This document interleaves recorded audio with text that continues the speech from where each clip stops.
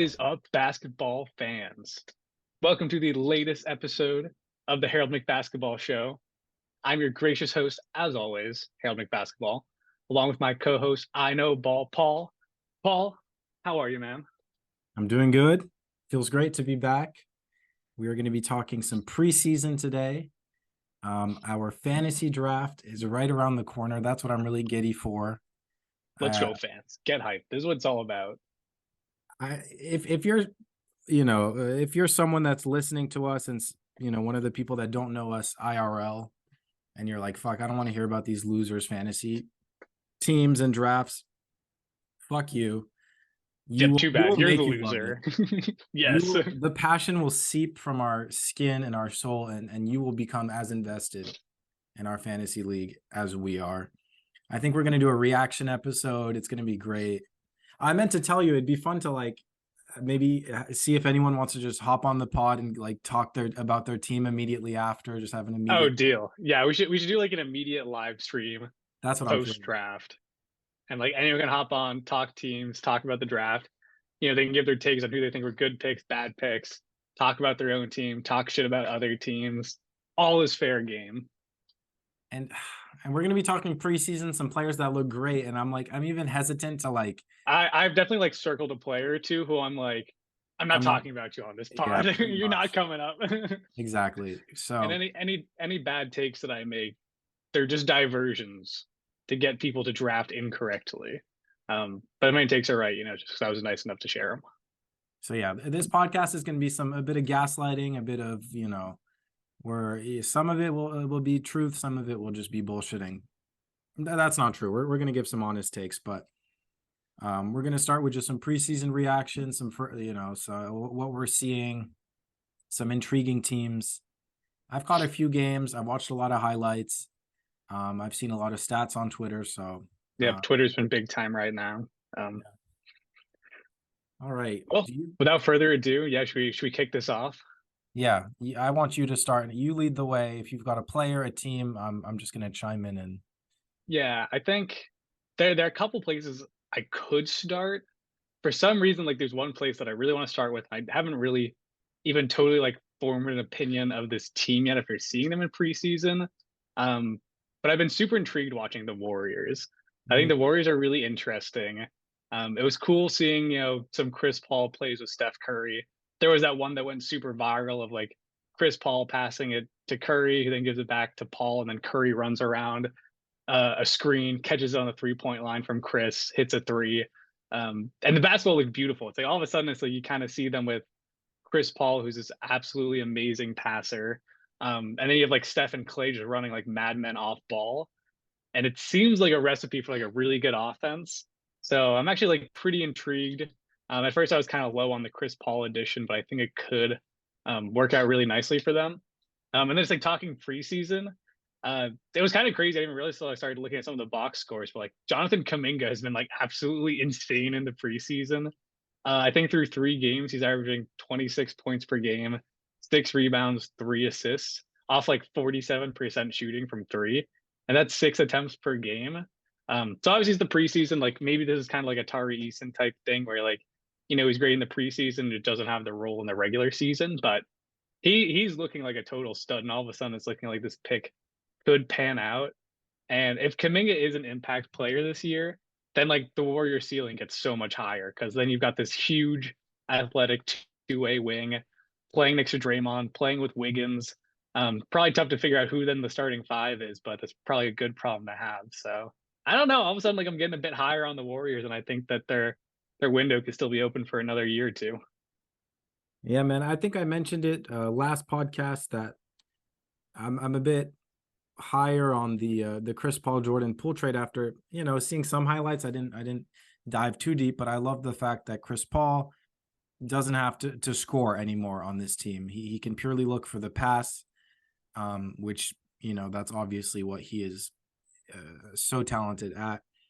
And yeah, it feels good to have Kaminga balling out. It's preseason, so I'm not counting my chickens before they hatch. But it's validating, and he's still so young. And I think he has a nice role potentially cut out for him on this Warriors team, just being a two-way wing. Um, I mean, Andrew Wiggins is going to be playing a lot more, but I still think he has a nice place on this team. Um, and yeah, he's just so freakishly athletic. I love my He's boy. huge too. Like Yeah, he is like one of like the most impressive physical specimens in the league because like not only is he just like 6'9" a freak athlete, but he looks like a linebacker out there. Like he's got to have like some of the broadest shoulders in the league. So he's a great prospect. And like for a little while, I was on the train that Moses Moody was going to be better than Kaminga. I'm off that, but like Moody also looked pretty good in the preseason. I have some stats up here as well. And these two were getting a lot of minutes. That's kind of what they like to do in the preseason. Give the young guys, some more minutes than some of the older guys. But like Moody was getting 15 points per game off 50% shooting from the 3-point line. So if he can also give them valuable minutes this season, which he hasn't really been able to do, the last two, that would also be amazing. So the depth feels good on this team all of a sudden, which was a bit of a question mark going into the year. And the depth at power forward, small forward is like amazing with like Wiggins, Draymond, Kaminga, Moody.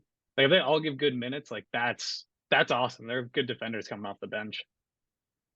for sure. Yeah, and Kaminga, again, for me, it just he has to want it, and sometimes I wonder if he has that killer mentality on defense. I'm like, you should be so much better, but hopefully things start falling into pieces. There's also an interesting storyline with Clay, who apparently the Right. extension talks have kind of come to a halt. He could be an unrestricted free agent next summer, so that's kind of an interesting thing to look at. Could that affect? Yeah, it's honestly like from my perspective, it's not something I'm super worried about. Like I think the Warriors are gonna sign him to an extension this off season, but I think they would only lose money by giving him an extension right now. Because I think on the open market, like he's probably not going to be as valuable as like him and his agent want him to be. Although he's like really good again and like definitely had an amazing comeback from like the ACL injury and I think it was also an Achilles like right after it. Yeah, Um, although he's made like a really good comeback, he's not the max contract player he was. So I think the Warriors will probably let him go to the open market and then like hope to re-sign him for like 25 million a season. Whereas if they were to extend him now, it's like I'm sure Clay right now is asking for like 35 million a season. yeah, So it from a business perspective, it just makes sense for the Warriors to let him hit the open market and then re-sign him. yeah. The Warriors, though, I'm feeling good about, and I think I ranked them decently high, and it seems like there's more stability now in the organization, and Chris Paul seems like a decent fit. Yeah. I think in hindsight, like I think I had them like originally at like I forget exactly in the power rankings. Like, may had them at like as if we're talking like West, like I probably had them at like 4 or 5. I think I'm a lot more bullish on them now. Like I think I would bump them up closer to that like second or third spot. Like I think I'd put them above the Suns. I think I'd put them above the Grizzlies. And I think that pretty much gets them that second spot. And I think they're worthy. I had them And then at they have Steph, and Steph's 4. amazing. Like Steph is still like the best player in the league. I had them at 4 on my overall power rankings, just behind Yep, Celtics. yep. That was a good spot. That feels appropriate. Um, yeah, man, Warriors, awesome. I'm like, I kind of want to talk Rockets too, but I feel like we've kind of beat that to death. But We can go for it. We're the only podcast talking Rockets. If you want to go Rockets, I'm here for it. I have them on like my long list. They weren't going to make like my first three, but I was going to bring them up eventually anyway. So go for it. to me, they're just so intriguing. They're With so good. They're so I good. don't know if they're so good, but I'm a bit hotter on them now. I redid my power rankings. We're gonna do the bottom 15. We did the top 15, and they shot up a decent amount on my overall power rankings. And Jalen Green, I think I am slowly seeing the vision. So I'm good. not ready to put him nowhere near as high as you are on him. With I think you said he would be maybe your number 1 or 2 overall pick in a redraft of 2021. I think I had him at like 3 or 4, but still like very bullish on him. I essentially had him like right after I think I had him like right after Şengün essentially. It's like I think I still had Şengün over him. Even though I'm starting to like debate that as well now, and I think I might even put him over Şengün, which like feels crazy because I feel like I was the first guy to say Şengün was amazing. I was super hot on him coming out of the Turkish league, but I don't know. There's something about Jalen Green. I just like I see it. Yeah, and Sengun has not looked great this preseason, but Yeah, there's a video on YouTube that was like every basket of Jalen Green's 2022-2023 season. Oh Every my single god. basket he scored. It's like 55 minutes. I only got like 10 minutes in, but he's so freakishly explosive. And like Insane. Insane. He's a very like unique jumper. He just levitates. I think he jumps off of two a lot of times. And like the video was in chronological order. So, you know, it was like every basket from his first game in order moving forward. So it's not like they just put the dunks all together first and then all the threes. But the amount of times he dunks is crazy. He must have 3, 4, 5 dunks every game where he's just jumping out of his shoes. He shoots incredibly tough shots. Obviously, this video didn't include his misses, which kind of, you know, can affect the I'm bias. I'm sure there were plenty of the misses, but the video might have been 5 hours if those were included. Yeah, at least. But all that to say, like every basket he scored, I was like, damn, like off step backs, he's fading off his right shoulder. Again, the amount of dunks and alley oops he's catching, I'm like, Jesus Christ, he's way more athletic than I thought. And then he looks bigger and stronger this year. So I'm like, okay, Yeah, and like the handle's really good. yeah, His difficult shot making is totally there. And he shoots a lot of free throws too. So he gets to the line a lot. He challenges people in the paint. He kind of does everything you want out of a primary scorer, which is, I think, the role that he's going to take on this year. And it's a big reason why they want to sign someone like Fred VanVleet is because Fred can just shoot threes off ball and then kind of run the offense through Jalen Green still. So even though like Fred is joining the team, along with some other veterans and like some other young guys can get more minutes, it's like I think the clear goal for this team is to play through Jalen Green. So I'm just expecting a huge year out of him. yeah. I think so too. But I do hope that this team is able to you know share the sugar. And man, Fred VanVleet played incredibly. Jabari Smith also, I think he's one of the biggest standouts. Um, Totally. Along with Whittemore, like holy shit, that guy just looks like Yeah, Jalen Brown. he was such a steal. I Like see I think Jalen Brown when he plays. they took him at like 16 or 17. I think he plays a little bit bigger than Jalen Brown. Yeah, Um, but like yeah, total like freak athlete, good handle, good looking jump shot too.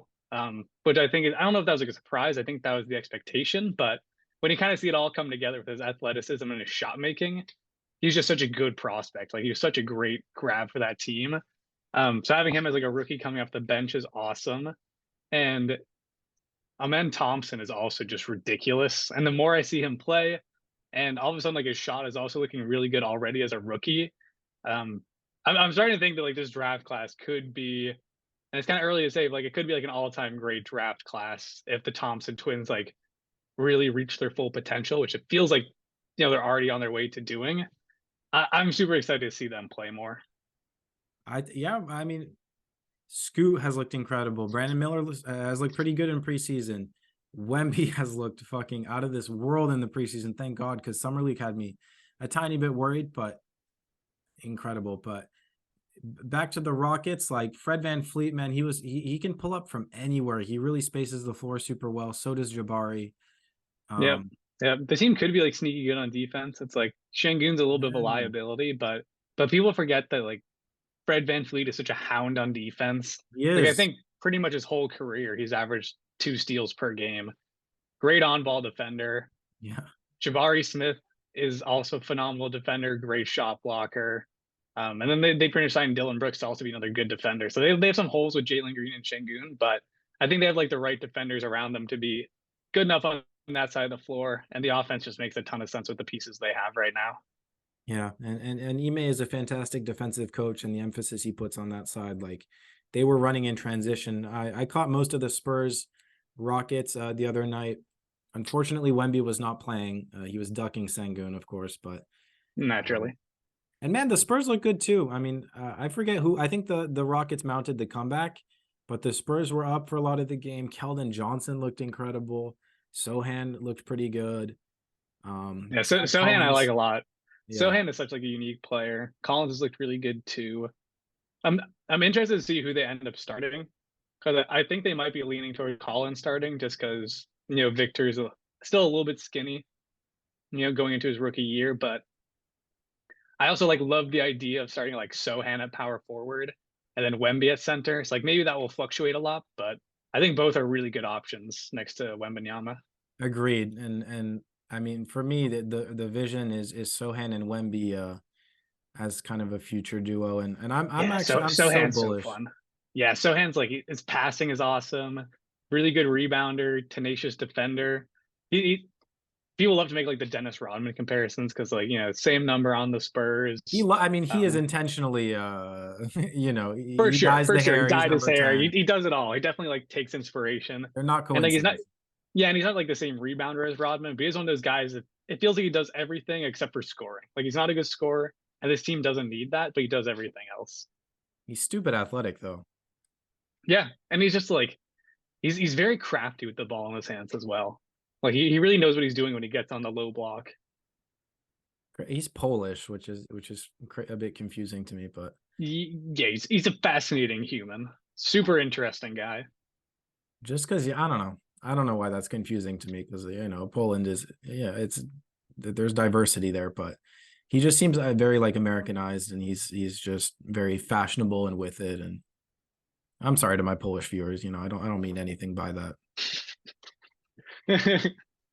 Viewership in Poland is about to tank after this episode. We'll assume all the dislikes on this video are coming from Poland.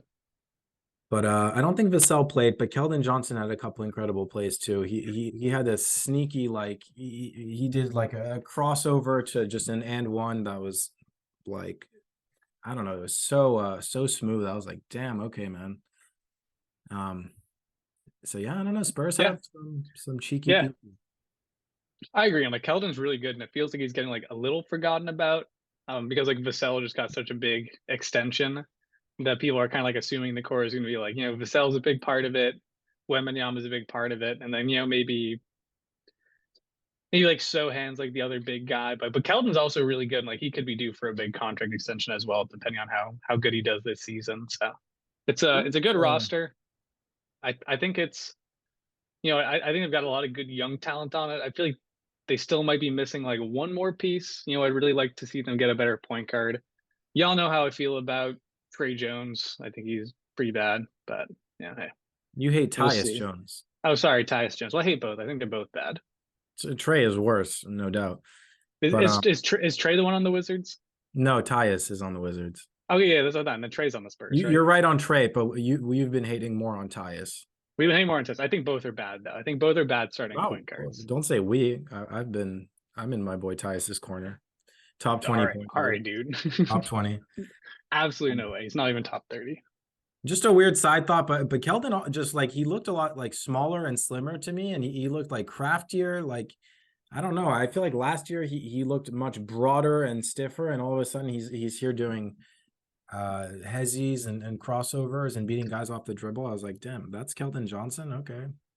So I don't Yeah, know. because Little note I made. yeah, totally. Because he did come across more as like a small forward, power forward type guy last season. Where he's maybe playing more of like a Rudy Gay role in like the Yeah. later parts of his career. Yeah. But no, he does look more like a true small forward now. He looks a lot faster. He looks like his ability to work on the perimeter is gonna be a lot better this year, Mhm. which is good because like Vassell is like not really a true small forward. He's kind of like a shooting guard small forward. So then get some more versatility of Keldon Johnson. That'd be really nice. Especially because like now they do have Wembanyama, so there's probably less room to play Keldon at the power forward position. So I don't know. I think their young guys are making good leaps. It's a team I'm excited about. Don't think they're gonna be very good this season, but I think it's coming. Wemby was such a pleasure to watch. Oh my god. He's so good. He's so good. Him I versus I, Chet I, I was incredible to watch. yeah, that was actually that was something I had in my list, like top three things to talk about. It was just like Wemby versus Chet was insane. Like they were both amazing going against each other. Very similar play styles, so it's amazing that they're kind of like entering the league at the same time because they're both like these insane prototype NBA players where for so long everyone's like, when you can find these guys that are kind of like Durant, where they're like 7 feet with like ridiculous shooting and ball handling, it's just like the most unstoppable build in the league. So to have two of them come into the league at the same time and be like as polished as they are, because both are like immediately they both immediately look like they're ready to drop like 20 points per game. And I think that was the expectation with Wembanyama. But I think going into the year with Chet, I was kind of expecting to be more like a good player, really strong defender, but maybe he's like the third or fourth best scorer on the Thunder. I don't know. I see a world where he's like the Thunder's like number two scorer, and then like Giddy and J Dub kind of like knock down the pecking order a little bit because Chet just looks ridiculous. He looks so good. He was straight bullying Zach Collins. Like he was And like going at him, he was rebounding over him yeah, easily. he's mean. He's mean. He's mean. And and like the handle is like so much better than I expected it to be. Like I really thought he was gonna be like a center who was like gonna stretch the floor well, be there for like pick and pops, good mid ranges. But I think he's literally like capable of playing off the dribble from the 3 point line or even like running in transition, which we saw him do a couple of times. He's phenomenal. He's gonna be so good immediately. He's very Durant-esque, and he's a bit But stiffer and less. the Thunder are gonna be so good this year. The Thunder are gonna be phenomenal. But I see shades of Durant with the handle and when he attacks the rim. And I mean, he can Totally. still shoot, but nothing. KD was so good off the dribble shooting. But Yeah, and both Chet and Wembanyama, maybe a little more Chet, but both are like very crafty finishers too. Like they don't look very stiff when they're going up with the ball. Like they're very capable of like making layups at like awkward angles or changing their shot in the middle of the air to get the right look at the hoop. Both both are just like they're so good. They're gonna be so much better than the majority of the league immediately. So excited to see those guys match up against each other for like the next decade. and Wemby does still look a bit raw. Like the handle is like he's super creative and he's got moves, but it's not nearly as tight as Chet's. But Yeah. he's so much more of a freak athlete. Yeah, and And he's like the he's dunks, 7'5". Like I forget who dunked over. I think it was Bryant, I Thomas think it was. Bryant, where he like yeah, where Wembanyama gets the ball outside of the restricted area and dunks it over Thomas Bryant. That was ridiculous. Like He can rebound Wembanyama's over the only anyone. yeah, he's the only person who can dunk it in the league from outside the restricted area. Yeah, no.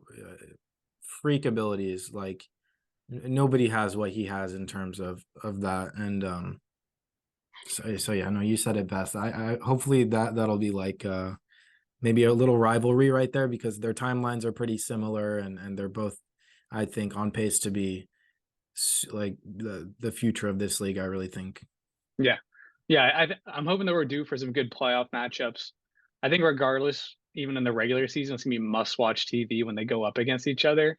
Because it's just such a treat. Like they're both just like super unique and just like fascinating to watch. So to get to watch both of them at the same time is, like I said, it's just like it's such a treat. It's just beautiful to watch.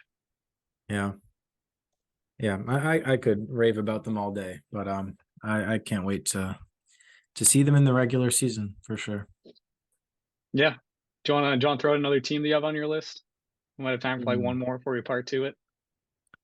Let's see. Those were actually Rockets and Spurs were like my big two teams, honestly. Those are the ones I wanted to talk about. So if you I have can another one, throw one shoot it more out. then. Yeah, I can do one more, and then we can kind of like go through honorable mentions, and then get into Sure. our power rankings. But the other one I really like noted down as like an interesting team was the Nets. And it also kind of goes into like FIBA, but like Caleb Bridges looks so good. I think he's gonna be like a pretty easy all-star selection this year, and like potential easily an all-defense team, like maybe like depoy discussion. But I think he's gonna be amazing. I think he's gonna be one of like the best defenders in the league, and I think he's gonna average like 25 plus points per game. The shot looks so good, the handle looks so good. It's really amazing seeing him like flourish and be the number one option on a team after seeing him just be this 3 and D guy for the Suns for so long. So really excited to see him play more. And I'm just like super intrigued by like Ben Simmons being back and how that fit is going to be. I think he actually looks really good in the preseason. I don't know if his stats are going to be insane because like the scoring doesn't really look like it's there yet, but the defense is there, the passing is there. He's looking a little bit more confident. He seems healthy. So I'm expecting a full season out of him, or at least as full as we can expect. And that's gonna be just like a super interesting fit to watch, like how they weave him into the lineup. So I don't know. I'm excited about this Nets team. I didn't catch any of the Nets, but I did see some of the highlights on Twitter. Some of the talk around Ben Simmons, like there was like the side that like ESPN was gassing him up like crazy, and then a lot of people on Twitter were like, he had 8 points at the end of the day. Like maybe let's hold our horses. Um, Some leagues okay there. It's only playing like 20 minutes a game.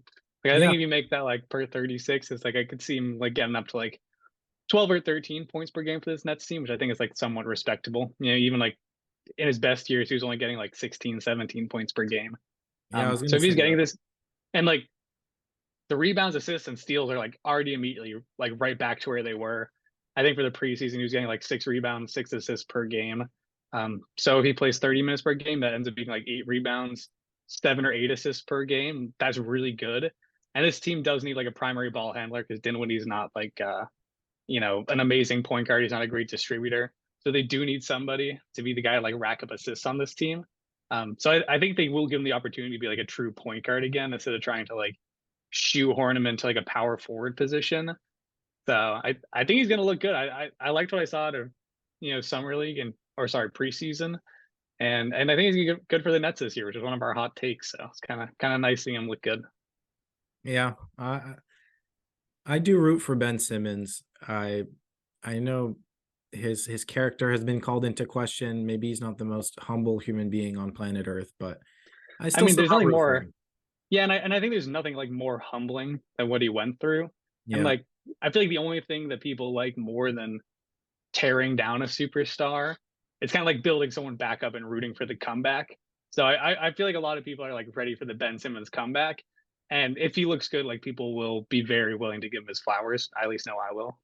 And I had watched him on JJ Redick, and I do think it was like 75% mental what he went through, but he was injured and he had some like crazy nerve injury where he like couldn't use like his legs for like some time, or I don't even, I forget the details, but he did go through some pretty serious back and nerve injury type thing.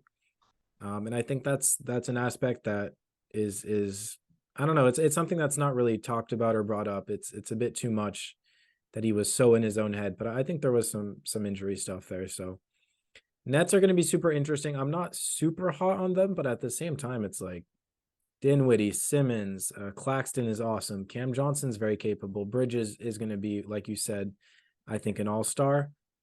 Cam Thomas has moments of like, Yeah, damn, but he's probably got a chance this year to get into the sixth man of the year discussion just because he's a flamethrower off the bench.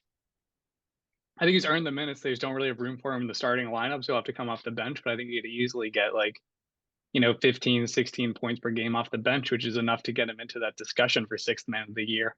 And he briefly touched on Cam Johnson, but he was like, he's one of the best shooters in the league. He is so good. His form is so clean. He's also like 6'10". So he's another like amazing player to slot in that starting lineup, and he makes a ton of sense there. yeah, we love Cam Johnson.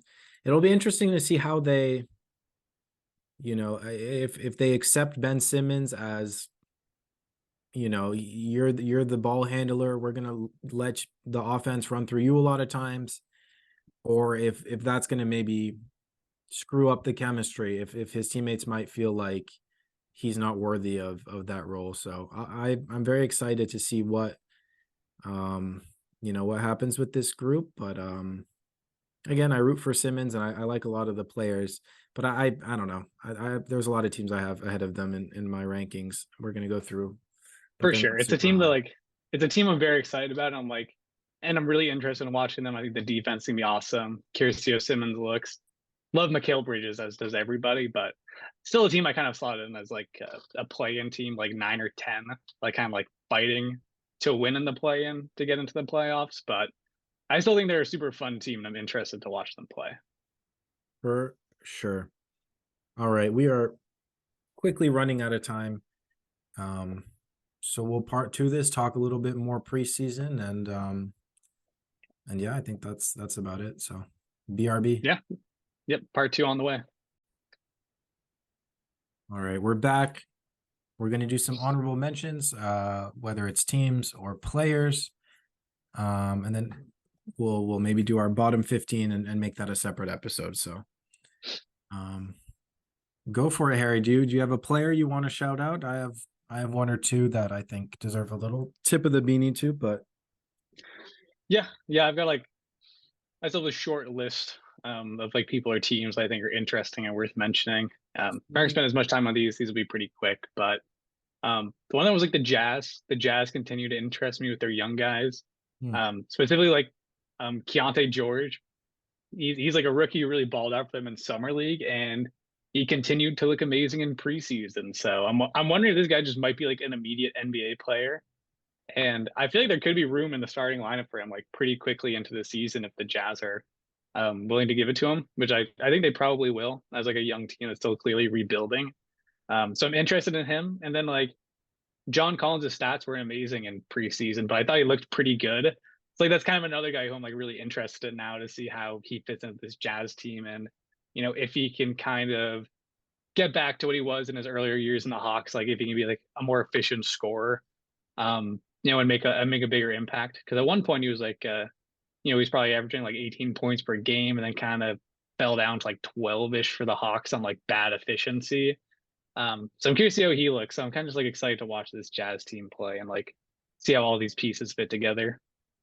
Yeah, they've been starting Taylor Horton Tucker, who's also, I think, a very interesting player. He's still quite young, maybe 22, 23, maybe a bit older, Yeah, um, he might have came into the league a little bit older.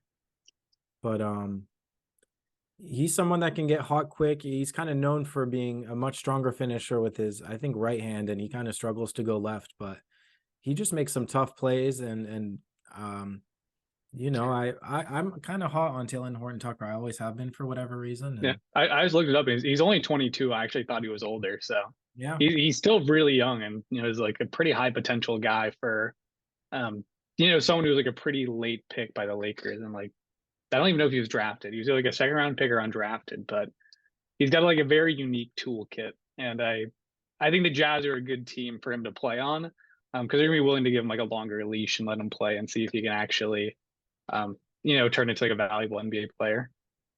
yeah, they have some great prospects on that team, low key. I think Colin Sexton, maybe we've kind of, I think his ceiling doesn't get too much higher than maybe what we've seen. I mean, he's had some great moments. Yeah, I think he's a good player.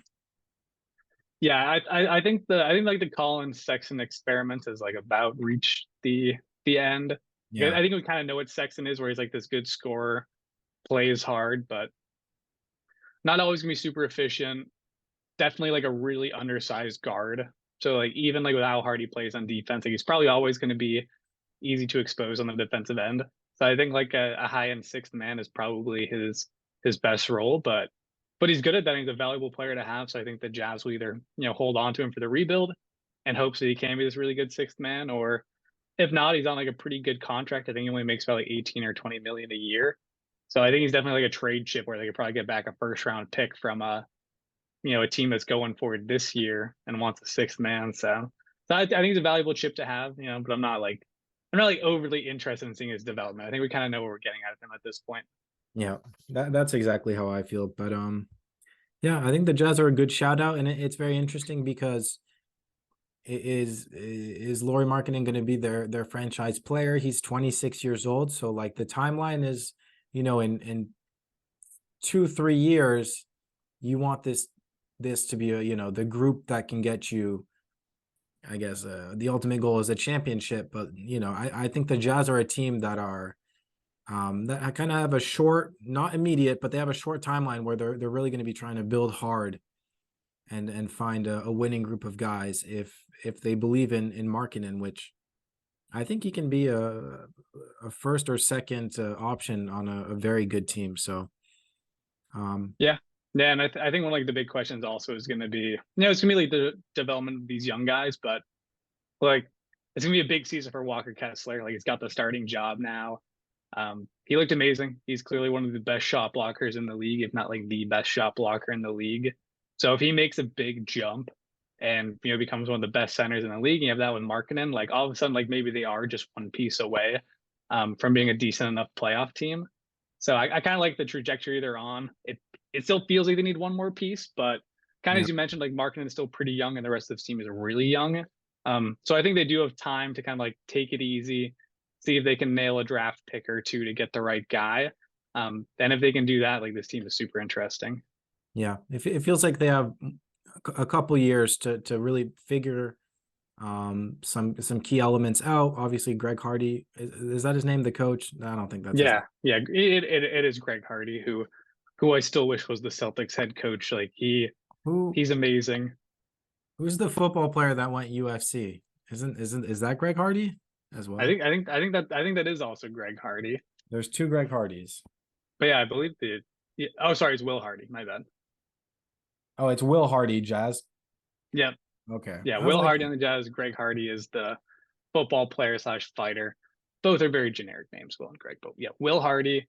Um, at one point, an assistant coach for the Celtics, who probably would have got the head coaching job had he not taken the Jazz head coaching job. But who could have foreseen the whole Ime situation? But regardless, like they have an amazing head coach, one of the youngest in the league. He's amazing. So it feels like they're building something. Feels like yeah, they're building something great over there. I like that Jazz team. I do too. Yeah, I think they deserve a shout. Their jerseys are gross though and overly simplistic. Yeah, they got to go back to the purple. Everyone knows the purple is by far their best look, so I think they just need to. I think they need to go back to it and rep it again. Yeah, no, for sure. Those are some of the most beautiful jerseys, and we're not going to rant about. Yeah, yeah, that's the Jazz shout out. What do you have for shout outs? What else you got? I would like to give. I'd do a quick player shout out to Peyton Pritchard, who has looked Yeah, incredible for the yeah, hell Celtics. yeah, yeah. It's Um, looking like he's like very deserving of the extra minutes that the Celtics essentially opened up by getting rid of Brogdon. Because obviously he demanded a trade last year, like kind of. There's no yeah, way it was going to happen, but he wanted more minutes. I think a lot of people were like, "Who is this guy who's demanding more minutes?" But like real Celtics fans like know that Peyton Pritchard is a really good player. That he looks like an absolute baller in preseason. Like he is awesome. I think the best role for him is going to be just off the bench because he's a little undersized, but he's just a good shot maker and a good basketball player. and he re-signed for kind of a bargain contract for the Celtics. I forget the exact details. I want to say it was like 10 million a year, or maybe a bit less, maybe 8 million a year. Yeah, it might have been like 12. Let's see. It was 4 years, 30 million. Yeah, so less than 10 million a year, probably more like, eight-ish, 8.5. Or sorry, maybe even less, like seven and a Yeah, half. Yeah, seven and a seven half million a something. year. 7.5 a year, which is like amazing for the NBA this year because it feels like the cheapest contract you're getting anybody for is like 12 million. Like Yeah, that kind of feels like how much your seventh, eighth, ninth guy is gonna make. So having Pritchard at 7.5, who's probably gonna be, like the sixth or seventh guy off the bench, like that's really good. I hope he's able to carry it through because I mean we've seen moments of really of excellence from Pritchard, but then sometimes in big moments he can get exposed defensively. In the playoffs, it was a bit of a tough run, but Yeah, um, an incredible handle on that guy. He plays extremely smart, extremely hard. So he's someone I root for, and I think he's averaging like 22 points on some pretty good yeah. efficiency. And Pulling up Celtics from lead anywhere. scorer in preseason. Yeah, hitting like half court shots and shit. So Yeah, 42% from three in the preseason. And yeah, looking at the roster, like I think he is gonna be the first guy off the bench. Like I think he's essentially the Celtics sixth man now. So they're definitely banking on him having a good season. And seeing this out of him in preseason is like huge for the Celtics, huge for the fan base because this is exactly the kind of production they need from him in the regular season. Obviously, it's gonna be a smaller sample. Obviously, he's not gonna score 22 points per game in the regular season, but if he can score like an efficient like 14, even like 13 or 14 off the bench, that'd be that awesome. that'd be amazing. And that's such a bargain for 7.5 million. I think that'd be a huge step for him. I'm not sure how many points he's been averaging, but I don't think it's I, over. w- I would imagine like five, because I think he probably only scores like, or he probably only plays like 10 or 15 minutes a game. But I expect that to probably go up to like 25, 26 next season. Yeah, like five. And he's essentially gonna have to take on that Brogdon role.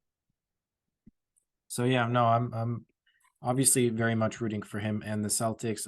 Hauser as well. I hope he's able to really cement his role. And for a moment there last season, it seemed like he did, but then in the playoffs, blah blah blah. We've talked about it. Horford off the bench, so there'll Yeah, be yeah. The some Celtics are they're gonna need Sam Hauser shooting. So shout out PP. yeah, absolutely. I also had a Celtics shout out excuse me for Porzingis. Yeah, Porzingis looks like a dream come true. He looks like as good as like we possibly could have imagined. The yeah. 3-point shooting is so real. He can shoot it from anywhere. Um, seems like a smart player. The touch is awesome. He's clearly just like an amazing scorer, which we all knew, but it's just amazing to see it happen in a Celtics jersey. And it's amazing to like still see it happen like alongside Jason Tatum and Jalen Brown because you just never know how it's going to work when you essentially become like the third scoring option on the team. But he still looks amazing, and I think all three of them can average over 20 points per game this season. He seems just genuinely happy and in good spirits, and Oh, totally. This is like his first time ever being on like a winning team. The it's Mavs really were cool like to see. pretty good with him, but obviously like him and Doncic didn't get along great. Everyone hated their head coach at the time. And we knew this, but man, he shoots so fast. His hands Oh instantly yeah. Oh by his yeah. hips. He's just like the quickest trigger, and he can pull it from many feet behind the arc. And Drew has also looked. It's kind of surreal, and it's always so exciting being a Celtics fan because these rosters we're able to, at least in the past 10 years, we've acquired some awesome talent, and yeah, man, it's surreal seeing both of them, and KP especially has looked so good. So yeah. Yeah. It's amazing to see such a successful rebuild because you kind of look around this and it's like, yeah, the Celtics are definitely blessed to be in a big market, but I was like, everyone on this team we either drafted or traded for. Yeah, it's like Holiday was a trade. He's not a free agent signing. Obviously, drafted Brown and Tatum. KP was a Oh, trade. Derek White was a trade. Horford was a trade. Pritchard was a draft. Like everyone's either drafted or traded for. So it's like there's really like a team that Brad and this ownership team built together, and it's amazing. And it feels like a team that's gonna be good for so long. So really excited to see this come together. And I hope this new look Celtics is as good as everyone thinks it's gonna be. I sure hope so too. Yeah, Um, God, I need this. I need this. I'm trying not to get too ahead of myself. We need to see how long it lasts, but For sure. maybe a slick transition. But obviously, the alma mater, Robert Williams traded to the Blazers. That's a team that we've both been talking about how much we look forward to watching them. Scoot looks awesome. Aiden looks okay. He looks Yeah, solid, but yeah, not like he's going to be that first option that maybe I thought he was going to be. Things change, whatever. Anthony Simons, I think he's going to be the starter. He deserves to be the starter. I think Shaden Sharp is still more raw, and Anthony Simons is like he is tried and true. He can score and shoot with the best of them, and he does it very efficiently. So yeah, and Scoot passing the ball, Grant. We kind of shitted. I don't know the past tense of shit, but Grant looks really good, and he is kind of an exciting player. And I think the Trailblazers are going to be one of my a team that I have not watched much in the past decade. I've never been super yeah. Oh interested yeah. by them, One of the worst league pass teams to watch until this season. but Scoot alone, man, is awesome. Yeah, And he's box office, and he maybe struggled a little bit in this preseason, but I don't know. It's always kind of like up to the beholder to be like, do I make something out of these preseason stats? Or do I not? I'm just gonna ignore them because I've seen Scoot play, and I can tell that he's absolutely insane. So I yeah, agree. Super excited about him and like a lot of this young talent. I don't even know what he's averaging, but the way he attacks and passes the ball alone, I'm like, all right. And the jump shot looks fine. The jump shot looks great. Yeah, Um, yeah, for a it's team. serviceable, which is all you need. I totally agree about Simons. I feel like I was a little too low on him earlier this season, whereas like does he just come off the bench? Is he too small to actually be a starter? But he's looked amazing in the preseason. So I think you're probably right that you start Simons and Scoot together, and then you'd either move Shaden Sharp to the bench, or you could probably just start him at small forward. Like I know he was drafted as like a point guard shooting guard, but freak athlete. He's like 6'7". I think he could totally play the power, or sorry, play the small forward position. And they're not really trying to win this year anyway. So it's like I think you just give him some more run time. He's really exciting. Jeremy Grant, although he doesn't really fit the timeline, and we chatted him a little bit. He's a really good fit, and I think they probably do need like a veteran guy like that who they can get the ball to in crunch time. And it's kind of like learn how to be an NBA player from. So I actually still kind of like his fit on this team. And then he kind of nailed it. Like Aiden, I'm like still kind of lukewarm on, but he's a former number one overall pick. The talent I still think is there. So we'll just kind of have to see if he's able to like unlock it in Portland, if he can get his confidence up a little bit playing with this team. And yeah, and they also have like Rob Williams, who's we love, of course. So it's going to be an exciting team to watch. I think a very worthy team to shout out. Yeah. Any other shout outs? Not really. It's like one other one I had on here. Well, I actually two other ones. These are kind of like these are pretty lukewarm, but I was like Tyler Hero looked like insane in preseason. I was like, maybe we kind of said this a lot, like during all the trade talks. We thought everybody was too low on Tyler Hero. He was by far the Heat's best scorer. I think he averaged probably like 26 points per game in the preseason. It is the preseason, so like they're not playing all their guys, but he looked amazing, and I think he's going to walk into another season where he easily averages 20 points per game. So he still looks incredible. And the other little shout I wanted to give was to Amoni Bates, who we were hype on going into the draft. He again like looked amazing in preseason, and I kind of think he'd be an amazing fit in the Cavs starting lineup. I don't think they'll do it immediately because obviously like they signed Max Strus to be the starting small forward. But it's like although like Strus is good, you kind of know what you're getting.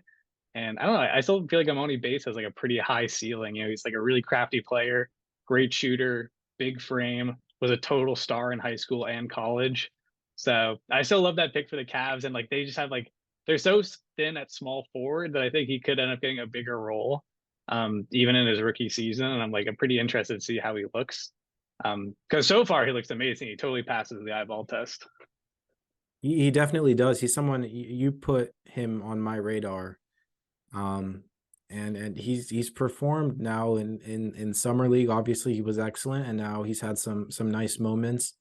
I forget against what team, but he hit like what would have been the game-winning three, but I think then the other team with like a second left managed to steal the game. But his jump shot's super interesting. I don't know how to describe it, but it Yeah, looks quick good. trigger though, and it goes in. It's not as It's smooth almost as the like rest of his game. It's a yeah, bit it's more like mechanical, but it's good. yeah, and like the release is almost like a little bit low. Like he starts the Yes, jump shot like from his waist. it's on his Um, yeah. It also feels like he releases it while he's on his way down from his jump shot. But yeah, it's a little bit interesting, but it's super clean regardless, and it goes in. So I don't know. I love him. I'm hot on him. I am too. And hey, they don't have the best forward depth. So maybe there's a chance there. I mean, he is a bit of a 2-3, right? I would say Or is he more of a 3-4? I think he's got the size for small forward. Like I think in college and high school they probably played him at 1-2, just because he was by far the best player. But he's like 6'7". He's pretty big. I think he could definitely get away with starting him at small forward, even if he is more of like a true shooting guard. But yeah, all it takes is like one injury for him to like pretty much get thrust into the starting lineup. Because if Strus gets hurt, like I literally just don't know who they would start at small forward. Yeah. I guess maybe they would start like Cedi Osman. Is he still on the Cavs? I don't know. But regardless, like I like Bates. I think he should get those minutes. Osman is on the Spurs now. Interesting. Here, Yeah. I'm gonna pull up the Cavs depth chart real quick just to take a look at their forward depth. Let's see. So right now the expectation is that Yang and Strus, I think. yeah, it would be like Niang, maybe a Koro. They still have Karis LeVert, but he's more of like a point guard, shooting guard, sixth man. Um, and yeah, pretty much after that, it's like a Moni Bates. So Dean I don't Wade. know. I don't think. I guess, but like I don't think it's impossible that Bates could end up passing guys like Wade and a Koro. So we'll see. Awesome. There's one last mini shout out I want to do, and he's someone that I think he came onto my radar like 2 days ago, and it's Julian Strother. I Um, don't even know who this guy is, but yeah, go for it. yeah, I don't know. He's on the Nuggets. Their GM was raving about him. Let's see, he's averaging 20 points, and again, I don't think Jokic hasn't played every game, and they're not going super hmm heavy on their starters, but I don't know. Feels like the Nuggets are becoming that team where I don't know, a dynasty type team. They always have these guys that come out of nowhere and just play super well for them. And it was Christian Brown and maybe this guy Strother could be something. I haven't seen much tape about him. I don't think I could even tell you what position he plays. I think he's a guard. So I'm a bit of a fake fan, but yeah, he's one of uh 9 players under 25 to be averaging 18 plus points per game and 60 plus true shooting, according to NBA University, which is a Twitter account I follow. That's Yeah, awesome. yeah. They've got this guy marked as like a guard slash forward, and he's 6'7". So, this is a pretty big guard we're talking about. Yeah. Seems like a Bruce Let's Brown see. replacement. Yep, and yeah, he's a rookie. He was picked 29th overall on a pick that came from the Pacers. I don't know. He was a good draft pick. It's like the Nuggets are in like one of those amazing spots right now to where like they have their championship team done. Yeah. So like when they're making their draft picks, they can kind of think about the other things. Like they can think about fit. They can kind of draft to be like, we know this guy's good now and is going to be like a good role player for our team, which is really all we need. So they can just take him. And when you do that and just like draft good guys, I don't know, like over time you just like accumulate all these like really solid players. Like the Nuggets don't really need to go for those like home run hits that can turn into nothing. So I don't know. They're in a good spot where I just feel like the rich just keep getting richer. Agreed. Yeah. That's kind of like the Warriors, where Totally.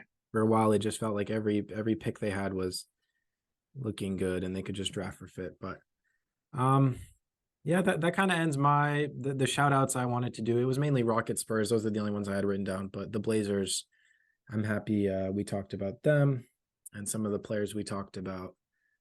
Jabari was kind of my main one. Wemby, Chet, obvious. Um, but yeah, that's it on my end. Do you have any last mini shout outs to a player or a team? No, that was the big stuff. I just want to say I'm super excited for the regular season to start. Like the preseason has got me really excited for that. Kind of seeing all these new look teams and new players and just seeing how they're performing. So yeah, it's great. Like the regular season is right around the corner, so like the content is about to just get absolutely crazy. Yeah, and I'm super excited for it. Yeah, I mean, it feels like we've been pretty consistent throughout the last 3 months, and there's been so little news. So best believe with fantasy starting with the NBA season back, um, we're gonna have so much fun to talk about. And yeah, it's right around the corner. So tune in for that post draft fantasy reaction and analysis. I think that should be a very fun episode. Um, and yeah, I think that's it. So you want to sign us off, Harry? Yeah, yeah. Thank you all for tuning in as always. Thank you for tolerating the delay in some of our episodes, like our power rankings. I think we promised to get those out to you guys a couple of days later. I think we're looking closer to 2 weeks now. Um, but it's coming. So smash that like button, smash that subscribe button. We got tons of content coming. So we got the Summer League episode right after we're doing our power rankings for bottom 15 teams. And yeah, and then next Sunday we have our fantasy draft, and then we're pretty much at the season. So thank you all for powering through the off season with us. And yeah, we've almost made it. So good job, guys. God bless. Thank you guys, and see you next time.